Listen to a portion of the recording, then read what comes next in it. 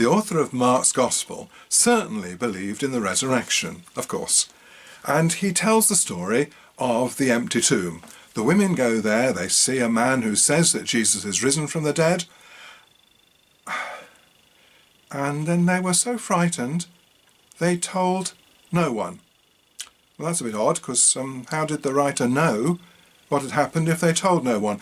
And then nothing. That's the end of the story. That's the end of the gospel. Nothing happens after that. Oh, if you look in your Bible, you might find another 12 verses which talk about the resurrection appearances. But, unfortunately, anything after verse 8 in Mark 16 wasn't in the original, because the oldest manuscripts we've got stop at verse 8, and then we've got one lot of manuscripts which have the extra 12 verses, and another lot of manuscripts which just have a couple of extra verses. So we know that Mark's Gospel just stops, which is very odd indeed. Mark is our earliest Gospel. It's the best evidence that we've got for the life of Jesus. But it actually has none of Jesus' appearances after the resurrection. So how firm can our understanding and knowledge of the resurrection be? Well, in this compilation of my little videos, I put together all the things I've learnt about the resurrection, and they're important because Christianity stands or falls on the truth of the resurrection. As I said in an earlier video, Mark's Gospel doesn't have any of the resurrection stories. It just suddenly stops when the women go and see the empty tomb. Well, Matthew, or the writer of Matthew's Gospel, as you know, has been following Mark's Gospel, adding to it, updating it a bit. And he seems to have ground to a halt when he comes to the end of Mark. What shall I do now? He doesn't know, because he has hardly any resurrection stories. He has 5 verses about the resurrection. So let me just read a little bit of them to you. Now the 11 disciples went to Galilee. Do you remember that Jesus told them to go to Galilee, or told the women to tell them? To which Jesus had directed them. When they saw him, they worshipped him. Okay, so the 11 disciples saw Jesus, and it doesn't stop there. It has an extra little bit. When they saw him, they worshipped him, but some doubted. That makes no sense at all if Jesus had physically risen from the dead. You've got 11 disciples, and if Jesus was there physically, there could be no room for doubt. All of them would see him. But some doubted.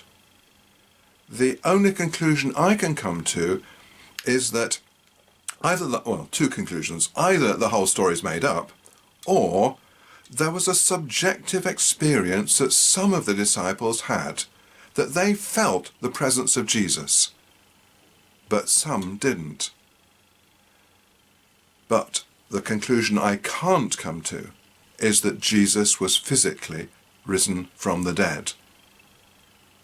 Wow.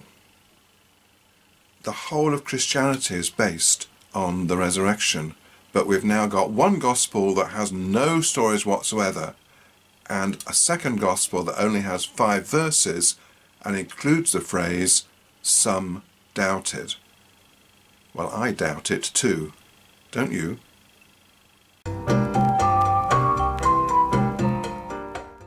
Luke tells us a story that happened on the first Easter Sunday, after the discovery of the empty tomb.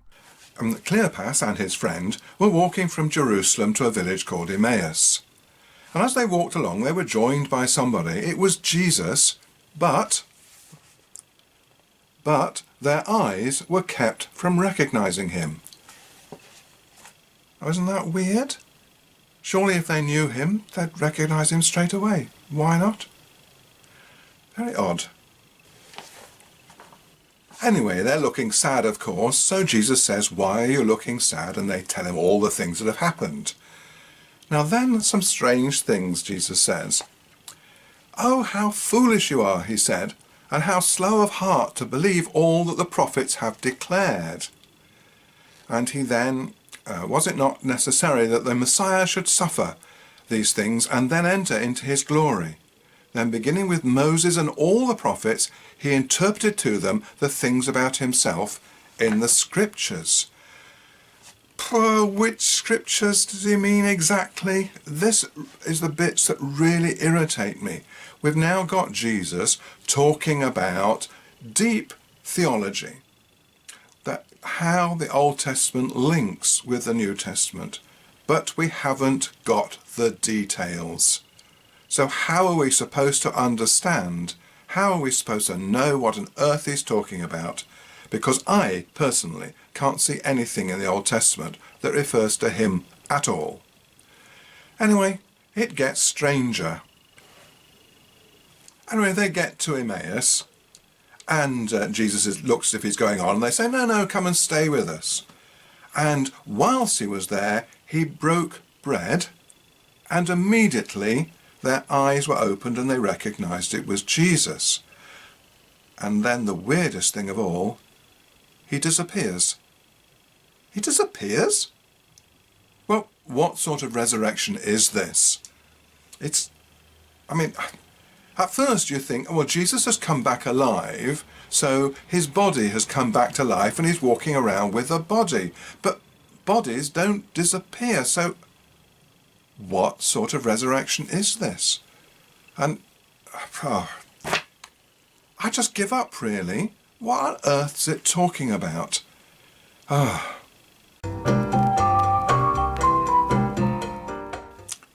So, to continue Luke's story.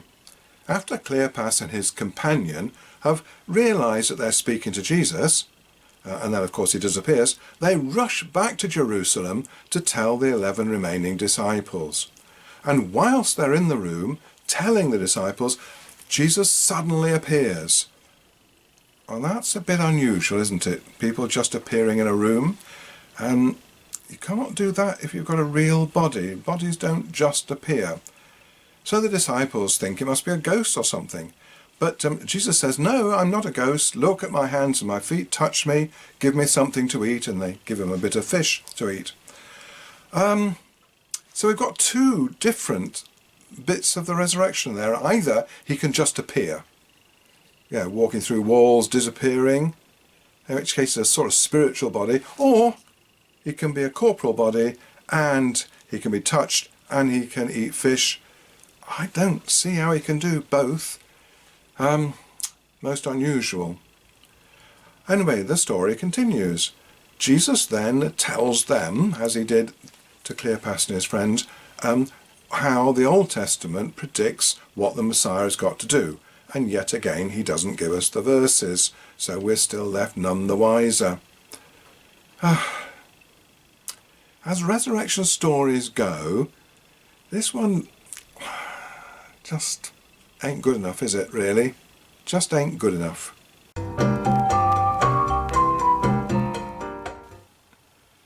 It's very interesting coming back to the Gospels after so many years. I realise that I've got all sorts of preconceptions from my childhood. And one of the things is I assumed that the Ascension was in all of the Gospels because it was such an important part of the Easter message that when I was a child. But no, it turns out that's not true. I mean, obviously Mark has nothing because we know he has no resurrection appearances in it. Matthew, they pop along to Galilee and Jesus says, go out and save the world sort of thing. John just says, there are lots more things I could tell you. They could fill many books if I were to tell you everything. And that leaves Luke. Now, the Ascension may or may not be in Luke, because it says this. He took them out to Bethany and he blessed them. And while he was blessing them, he withdrew from them. And then comes a little phrase, and was carried up into heaven. Now, some manuscripts don't have that particular phrase, the bit about going up into heaven. Now, most do, but some don't. So it's quite possible that the original Luke Gospel didn't have the ascension in it at all. But it is in the Acts of the Apostles. And it says, he talks to them again and tells them about receiving the Holy Ghost. After he said this, he was taken up before their very eyes, and a cloud hid him from their sight. So isn't that surprising? That only one of the books has definitely got the ascension in it, and it's not one of the Gospels. I was amazed. But of course, the whole ascension thing doesn't make any sense in the 21st century, because there is actually no such direction as up. The word up means away from the middle of the earth. It doesn't mean go up into heaven. The picture the writer of Acts has got in his mind, of course, is the earth here, and then heaven up there, and Jesus going up to it there. So he's thinking of a flat earth and a physical heaven just above the blue sky. Yeah, right, well, since we started going into space, that whole idea sounds a bit crazy. So we know, whatever happened, Jesus didn't go up to a physical heaven. So it's not true, is it? I keep coming back to it. The more I read it, the less and less I can possibly believe it.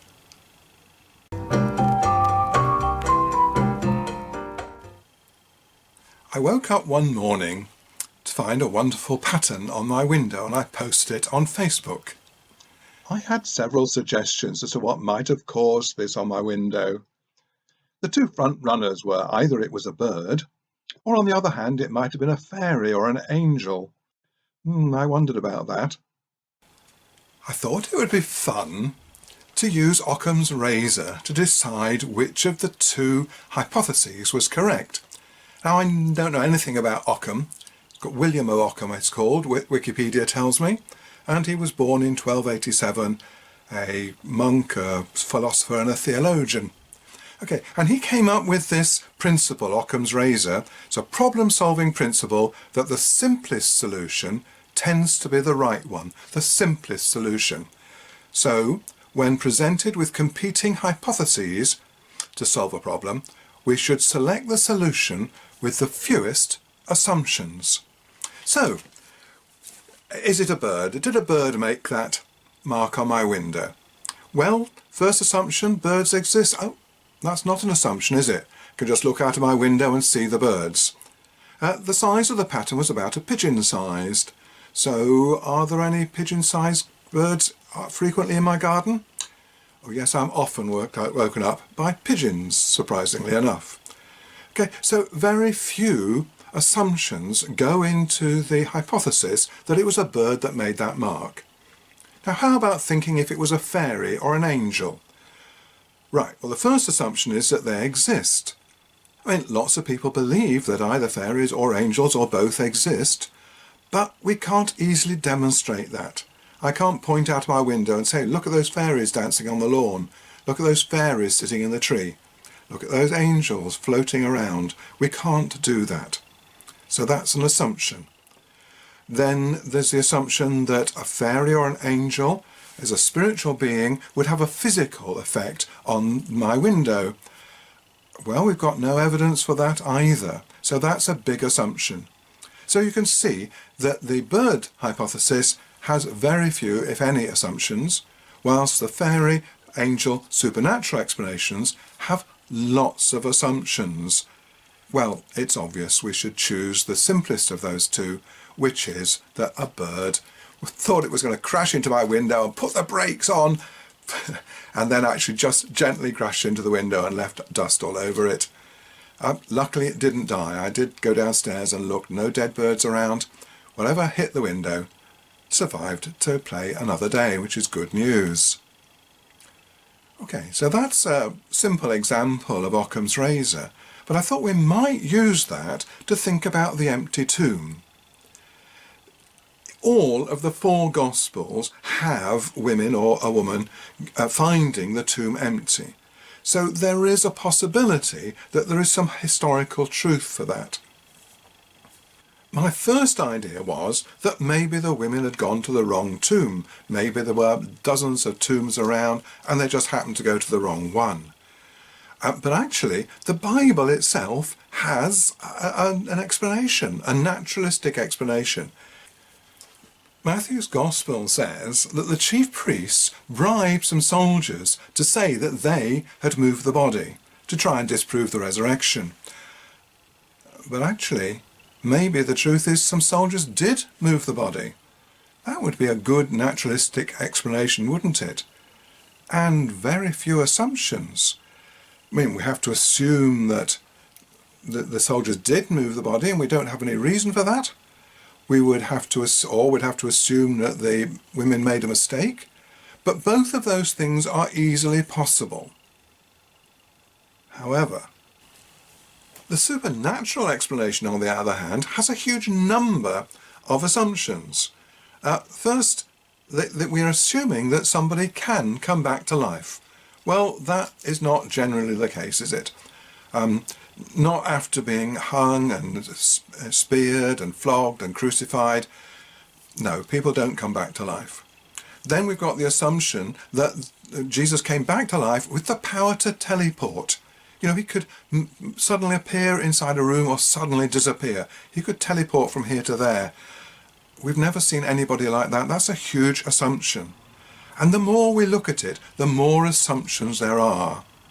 So it seems to me, using Occam's razor, it's simpler to think that either the women made a mistake or the soldiers moved the body, but not that Jesus rose from the dead.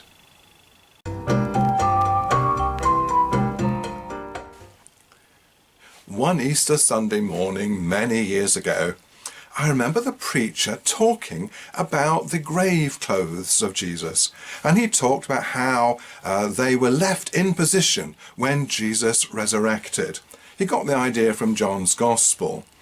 So the idea was that Jesus had moved through the clothes themselves in order to be resurrected, and he then went on to make some point about us leaving death and decay behind when we go to heaven. All very nice. But rereading those passages, I suddenly had a realization. If Jesus teleported through the grave clothes, then he was stark naked the time he was standing up in the tomb.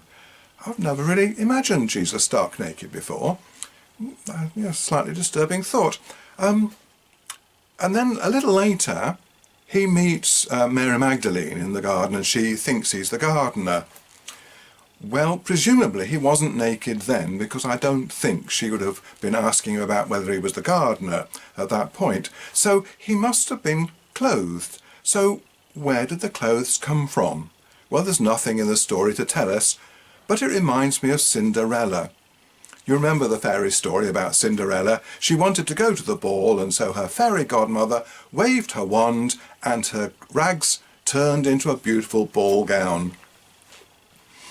So I think we can imagine Jesus standing there naked and an angel waving a wand and clothing Jesus.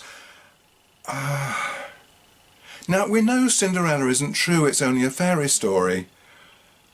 How about the story of Jesus? Teleporting through clothes?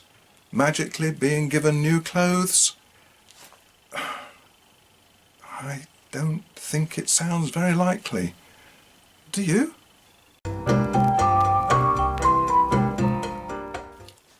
One of the most surprising things about Paul's letters is that he hardly ever talks about the historical Jesus. He never quotes any of his parables, hardly talks about his teaching, I don't think he does, and hardly ever mentions the resurrection. But in one place he does, and that's what I want to talk about now. It says, after he rose from the dead, he appeared to Cephas, that means Peter. Well, unfortunately, that contradicts what is said in John, who says it appeared to Mary Magdalene first, and it contradicts what it says in Luke, Luke says he appears to Cleopas and his companion as they were walking to Emmaus. And it contradicts what it said in Matthew, because Matthew says all 12, no, it was 11 at that time, all 11 of the disciples went to Galilee and saw Jesus there. So that's the first difficulty we have. So he appeared to Cephas and then to the 12, but of course it wasn't 12 by then, it was only 11. So that's strange. And after that he appeared to more than 500 of the brothers and sisters at the same time. Okay, now that's a big claim. The risen Jesus appeared to 500 people. So why isn't that important story in any of the Gospels? That's peculiar. And of course we've got the problem of the word appeared, because Paul talks about himself. Last of all, he appeared to me also. So this is after the ascension, if Paul even believed in the ascension, that Jesus appeared to Paul. And we know that was a subjective internal experience. He wasn't physically there. He appeared to Paul in his mind. So when Jesus appeared to 500 people, what does Paul mean? Does he mean he was physically there? Or does he mean that they all felt his presence? Was it just like an evangelical meeting where 500 people were feeling the presence of God? We don't know. We've got no details and no corroboration. All we've got is Paul giving us second-hand information. Hearsay, in fact. Hearsay? And yet this resurrection is supposed to be really important and we need to know the truth. And basically we've got hearsay.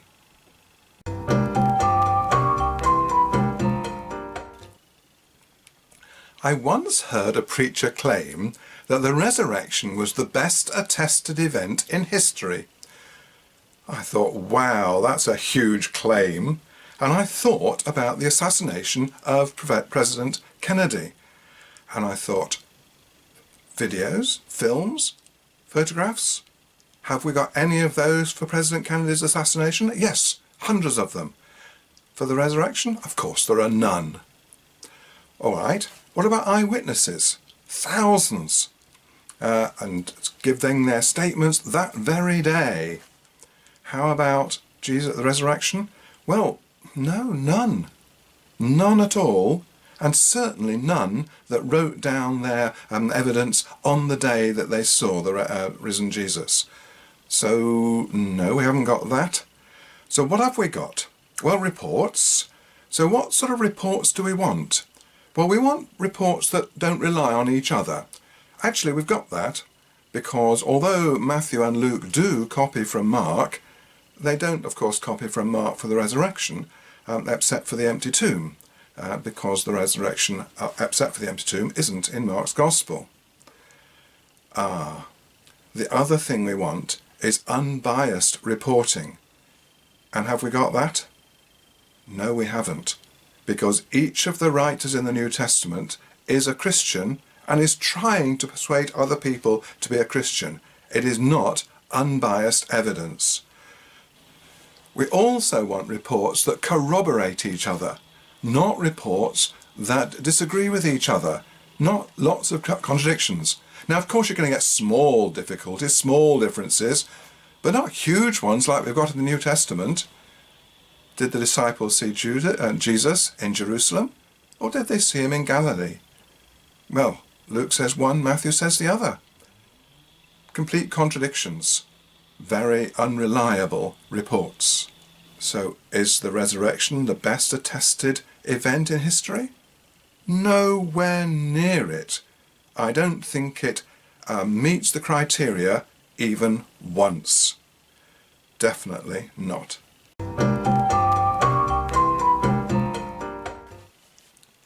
Christianity stands or falls on its claim that Jesus rose from the dead. So let's look at a summary now of all the things I've thought about and found out about the resurrection stories in the Bible. Now, we've got 6 stories or 6 references. The 4 Gospels, Acts, and a little bit in Paul. Now, the four Gospels all have the empty tomb, but after that, they are all completely different. Not a single story corroborates a story in another Gospel. They're all very different. And the most surprising thing of all is that the resurrection stories are missing completely from Mark's Gospel. The end is missing. In Matthew's Gospel, we've got a tiny bit. The disciples went to Galilee, saw Jesus, he commissioned them, but some doubted. Now, how could they doubt? That's amazing. Luke's Gospel is completely different. The disciples don't go to Galilee. That contradicts Matthew completely. All the resurrection appearances happen within 24 hours. And Jesus disappears and appears. So materializing and dematerializing. Very strange. And in John's Gospel, we've got doubting Thomas, which makes you think that was written a lot later, because it's trying to persuade people that they are more blessed if they believe when they haven't seen the resurrection of Jesus. I doubt if that story was original. Paul's resurrection is all an internal experience, so we're not at all sure of what he's talking about.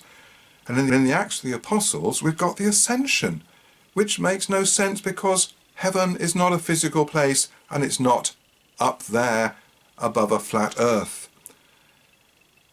So all of those stories, all different, not a single one supporting another, some of them, most of them, contradicting each other.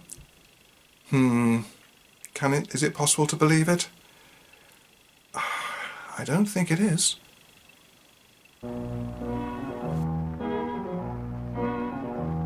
It ain't necessarily so. It ain't necessarily so. The things that you're liable to read in the Bible, it ain't necessarily